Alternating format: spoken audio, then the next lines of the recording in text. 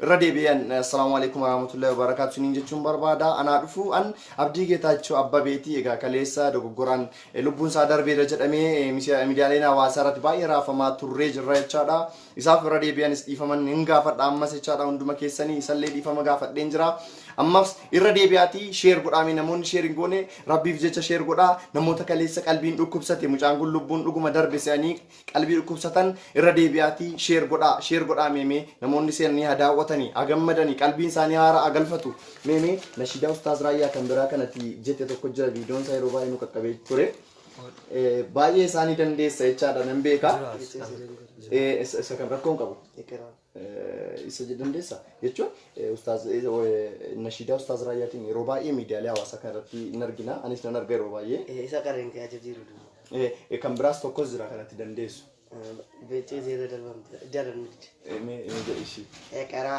باسم ربك ما ربي جبا ديني دوم اسلام بكم سانجل كبا امنتي بكم سايفا نامني كبا نامني سينا مكسي كتا ربي كبا حديث رسول كسند جبا امنتي بكم سايفا نامني كبا كولجي على مسجد كبا Taka namne kaban achiren anmogununje asena gadama natamana aneka akabisalama masgidai kana chala demu wasita dabatu wantano bolewa hundate damado wanan jedama sita debiadu akara beje chaunda kesan jaladu rabbina gaka kesote gubadu wallahi lubuko sinirran kusadu amalu bunjiru isin dagadu ya bola kera wasuti damado nandagati rabbi jechana yadado yoni naramate abada salpadu yadado nakado khalik nardi sama natamanna lika akabisalama assalamu alaikum warahmatullahi wabarakatuh untim be kamakana Waalaikum assalam warahmatullahi wabarakatuh. Egaa dhageessanii jirtu sagaleen isaa baay'ee namatti tola baay'ee sagalee ajaa'ibaa qaba gara fuulduraatti illee mucaan kun nashiidaa ajaa'ibaa akka inni nu biraan ga'u abdii guutuudha kanan qabu nus bakka yeroo mucaa kana gama dandeenyu hundaan sappoorti gochuudha kan nurraa eegamu ani immoo wallaahi laaziim keessi koo gammachuu addaati kan inni qabamu kaleessaa fi kudhanitti mucaa kana fidedheera alhamdulillahi rabbil aalamiin rabbi nayyeellaa sifne nan qaanessine Rabbi shukuriin sambani alhamdulillah rabbil alamin jechuun barbaada maaliif yoo jettan sobduun ta'an tokkoffaa kaleessa mucaa kun du'eerenne sobduu taane jaallannee miti dogoggora namatu wal makate irra deebinee immoo gaa mucaan kun lubbuun jiraachuu isaas deebinee maxxansine gaa namoonni baay'een gaa kan nu arrabsan jiru kan waan baay'ee nuun jedhan jiru isaanis jaalala mucaa kana qaban irraan kan ka'e waan ta'eef isaanillee dhiifama gaafanne irraa ofii akkana nuuf jedhaniif dhiifama gaafanne irraa mucaa kana rabbi umurii nuuf haa dheeressu rabbi nuuf haa guddisu neegaa mucaa kana haala jireenya isaan gaafadha namoonni kumni ja'aaf dhibbi tokko daawwachaa jirtan baga nagaan dhuftanii sheer godhaa gammachuu keessan hiriyoota keessaniif dabarsaa isiniin jechuun barbaada meemeegaa ijoolleen baay'een kaleessa gaddanii baay'een isaanii bo'aa turanii suuraa keefaa namni danuun piroofaayilii irra kaa'ataa kan turetu jira baay'ee bo'aniiru namni danuun bilbilaa tureera namni danuun bilbila kee nagaafataa tureera meemee obboloota koo boloota kee namoota bo'aa turan sanaaf meemee maal jettaan meemeeti jechuun bo'aa turan ammaatiin duute se'anii baay'ee gaddaa turan warra sii gaddee warra sii bo'aa ture obboleessa kootu du'eera jedhanii warra gaddaa turanii maal jettanati أنا ربوت تنقل جرم بريت مالين دنياتي نجون الحمد لله رب العالمين ميميغا نمامو نموتامو أناس نوس دوغو غورسيساني وانا كان أكامت أنسينو قدانوف ميمال جتاني أفوت جتافي مو ميمال جتان أفوت لله يتافي ربي أفوت سيجدو زنبيك ربي سيفاديسو ربي سيابوديسو ميميغا نماكوما جاء إبالا ماتوسي إلى لاجرا biyyoota garaagaraa ta'ee Afrikaa keessaa Awurooppaa keessaa biyyoota Arabaa Awustiraaliyaa ardii addunyaa kanarra ta'anii si ilaalaa jiru ardii meeqa jira torba miti iddoo hunda garaagaraa ta'anii kan isaan si ilaalaa jiran nu daawwachaa jiran jechaadha meemee warreen si daawwachaa jiranii mucaan kun akkamitti jiraata harka qalleessa nuti gargaaruu barbaanna namoonni jedhan baay'eetu jiru jechaadha meemee haala jireenya keetii akkamitti akka jiraattu meemee afaanuma keetiin itti madmeeti mee akkamitti jiraattaati ergasii nama magalu dhufee eessa geeraadha geeraadha jimmaan dhuftee moo eshi dhufee mana magaalaa dhufee naan Kaameeraa laaliitii si ilaalaa jiru waan ta'eef. kiristaana wayii salaata nama bitee naan biraa bahee annama malee ciccitaa ilaalee fooqii ilaalee muraayaan qaroo jamarraa namni ayidinsii geettee na qabdee na kadhattee bira dhibba naa kennan deeggarsa nuti Jechuun amma gaa jireenya ati amma fakkeenyaa fi mana namaa taa'uu dhuftee jennaan mana hordoftoota amantaa ortodoksii dhuftee teenyaan sagada si dhowwanii. mana kiristaana wayitii mana hoteela wayii dhufee galee qodaa uummatee miiccattee naan sagada mul'atti dabaltee sagaddu naan achiin bahe. Achii baatee maal hojjetaa turte? Raayyu mana gadee baay'attuu naan hidhachi maa hin hojii kiristaaniin zoolii na gada. Raayyaadhuma qaraatee namni deeggarsa sii godha. Dhibboonni pereema birramu gidoo gidoo keekee. Sii kennaa atoo maal nagaddee jiraataa turte akkan odeeffannoo dhagayetti hojii hojjettadhanii. Duraan listoon hojjetataa ture amma shariinaa wayii zoolii na gada. Shariinaa maa inni? Feestaalii. Feestaalii nagaddaa. Akkamii eessa jiraatta eessa bulta? Mana kireeffadheen ta'a nyaata bakkeedha nyaata. Nyaata bakkeedha nyaatta kireeffattee jiraatta birrii meeqaan kireeffattee teessaati? Ji'atti 300 kaffalla ijoollee nama 3. 900 kaffaltu? 300. Jechuun 100. Okay, birrii 100 kaffaltu jetti. Isin nama 3 taatanii jiraattu nyaata hoomee akkamii maal nyaatta? Nyaata gaa'ummaa shiroo rabbiin kenna nyaanna. Jechuun bakkeedha nyaattaa egaa manatti qopheeffachuu hin dandeessu? Hin dandeenye. Jechuun egaa feestaaliidhuma nagaddee birriidhuma namni sii kennee nyaatta? Meegaa haala jireenyaa keessatti maaltu si rakkisaa ture meemee haala jiraattu meemee? Gurra kana fayyadu bichee na kubdii. Bichuu si gaanam dellaa uumama ta'e kan kubdii maali fayyadamu. Asi dhukkuba gurra kee moo maal taate? Duruma ka'een masa biyyummaa nama laayyoo iskaanaa guutti moo dhageen nana jijjiga. Akkasii? Kan rabbii alhamdulillah jedha. Okay. Mana yaalaa deemtee yaalamteetta? Maal siin jedhan? Qoricha bakkee naaf hattee naani. Sagaleen kee dhaga'amu jedhaa jiru sagalee kee ol kaase. Qoricha bakkee naaf hattee naa kennite naani bitadheet na kennan dhiisuu madidee naa kanuma rabbii alhamdulillah jedhamani. Egaa akkaataan jireenya keetii feestaaliidhuma nagaddee naannofteeti kanatti jiraattu jechaadha.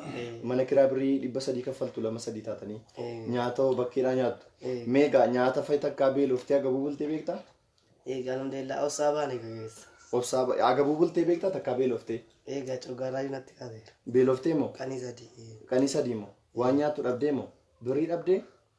Egaa alhamdulillah niphee coggaarraa natti kaaseera. Si dhukkubee agabuu bultee moo? Waan nyaattu dhabdee? Gidee sana. Abshir bakka rakkoon qabu. Egaa ijoolleen obboloonni koo biyyoota garaagaraa ta'an si gargaaru haala sii mijeessina inshaallah. Egaa yeroo magaalaa Jimmaa keessa jiraattu meemee wanti addaa wanti si mudate maaltu jira mee wanta ati umurii kee keessa irraanfachuu hin dandeenye? Egaa giidoo gaxarii kana fayyii jabaattee manas galee uuma giidoo gata hojjetadhee nyaadhee bula. Egaa jireenyi kee egaa akkuma sila jette nashiidaa ustaaz Raayyaa Abbaa Macaa qaraatee birrii namni sii kenne walitti qabattee jireenya kee jiraataa turteetta. Amma gaachi utuma jiraattu haadha kee dubbisuuf baadiyya. Mee haadha keef dheengaddaala deemtu waa goote jedhanii deemtee maal goote mee yeroo biyya galtu? Egaa uumama biraa kee baankii ijaartuu walitti qabaddee. Birrii baankiitti walitti qabattee ishii? Ijaartuu wayita akka 500 wayittii zayitii lafee shokkotamu akkasiin bitee fi galuu akkasii. Isiidhuma feestaalii nagaddeen ofii keetii agabuu bulaa zayitii fi shunkurtii haadha keetii bittee galte? Haati kee maal siin jette gaafa? Du'aa naa kadhatte. Du'aa isii kadhatte? Rabbi haadha kee umurii isaanii siif dheeressu. Meemee amma gara fuula duraatti meemee otoo haalli sii mijatee maal hojjechuu dandeessa mi'aati? Egaa uuma rabbi na gargaare. Ammas feestaaliin naannessu barbaadamu waan biraa hojjechuu barbaadda? Rabbi nama gargaare waa banachuu. Suuqii wayii moo mii maal banachuu barbaadda? Egaa uuma rabbi waa guddaatti baasu. Waa guddaatti sii baasu hawwii qabdaa? Mee ituu amma niyyaan guddaadha. Niyyaan guddaadha meemee maaltu sii godhamee barbaadda mi'aati? Mee natti himee baasiiti. Wata kunan dhoksin akka obboleessi. Uuma suuqii kanayyii banachuu nama barbaade gate. Jireenya sana booda haadha kee gargaaruu barbaadda? Egaa niyyaan guddaadha yoo illee. Haadha keefu mee haadha keef otoo waa qabaattee otoo birrii wayii qabaattee haadha keetii maal gochuu barbaadda? Silaa gaachumatti qallabu suma biratti. Haadha kee jiraachisuu barbaadda ati kee dulloomaniiru? Ammallee ijoollee warra 3 qaban haati koo 2 faadha. Abbabbaan kee warra 3 qabu garuu haadha kee situ kaddamata jechaadha. Egaa amma rabbi na gargaare. Egaa mee obboleonni koo mee egaa wanni isaan si gargaaran mee akka isaan si gargaaranuuf mee maal jettaan ati? Egaa uuma rabbi naa kenna buusanii. Siifaa buusanii miti sana booda ati suuqii wayii nagadattee haadha kee jiraachisuu barbaadda. Inshaallah akkaawuntii qabda akkaawuntii kee sila naa kennitee ture anis qarshii 1000 sii galcheen jira. meemee egaa obboloonni koo akkasii gargaaranuuf baankii Oromiyaa baankii hojii gamtaa Oromiyaa qabdamti akkaawuntii kee maqaa kee ammanatti himtaa obboloota kootti siifan kenna akka deeggarsisii godhamu nan kenna amma koomentii jalattis nan barreessa sana booda deeggarsisii godhamee garee wayii ijaarree haala sii mijeessine magaaluma Jimmaa keessatti suuqii sii bannee akka hojii hojjetu sii goona amman koomentii jalatti akkaawuntii kee kana barreessutti meena shiidaaraa yaa isuma jalqaba jettee irra naa deebiifis jalqaba jettee ijoolleen obboloonni koo namni gariin nama 700,100 daawwataa jira amma namni reefu dhufu kun akkasi dhaggeeffatuu fi sagalee kee sirriittoo qabiitii nama obbolootuma keenya jedhi isin jedhanii si duchanii meera deebiitii sirriitti jedhiif meeme. بسم الله الرحمن الرحيم السلام عليكم ورحمة الله وبركاته وعليكم السلام ورحمة الله وبركاته بارانا من جيب أرجع ولينو ده نانو دابيكم سافروا ما بولكو ده كاي ولي كودي شري ولي كودي كامي باي باتي إبليس نجمده خجيم ندوغو مياكين تايغده باريني فوكي زامبارده مؤمن نفانا بشيطان برode Ishanto de mota ibida da mota Sobatumi ahe dugana magode Ya Rabbi re Kenya madu itti deebitaa fi maqaa kee naa maqaa kee Abrar Nazif ishi itti fufi nashiidaa jalqabarraa kaasii itti naa fufi itti fufi Bismillahirrahmanirrahim Bara namni jibbe argaa waliin oode naannoo daabbee gumsaa firooma wal qoode kayrii walii qoode sharrii walii qoode qaumii baay'ifate ibliisni gammade kijibni dhugoomee akkiin taa'e gadde bareenni fokkisaan bareede muumin afaan dhaabee sheeyxoonni baroode bishaantu deemota ibidda daamota sobatu mi'aahee dhugaa nama goode yaa rabbi keenya maalummaa goode maaltu dhufa boode yaa chiftuudha jamaa ittiin nu milkeesse ajab jiruu duniyaa wama ajaa'ibaa hundinuu fiffiigaa hundinuu taabaa gariin akkii dhaaban kan akkii dadhabaa yoo qalbiidhaan laallee wama nama dhibaa jedhama tola binziilii fakkeenyaaf waa lama bitatee gurgurata qabaan lamaan sun jannataa yookaan yaazabaa azaabnis tola miti taabachuu qaba waan rabbiin dhowwe hunda jechuu qaba kunootuma jirra yaadeera gabaabaa jiruu balleeffachuun cunqursee walleebaa innuu naman dhiisoo keessa nama kuukaa ahyaa dubbii akeeka amma yoom nufamaa ittiin nu milkeesse yaalaa nama takbiir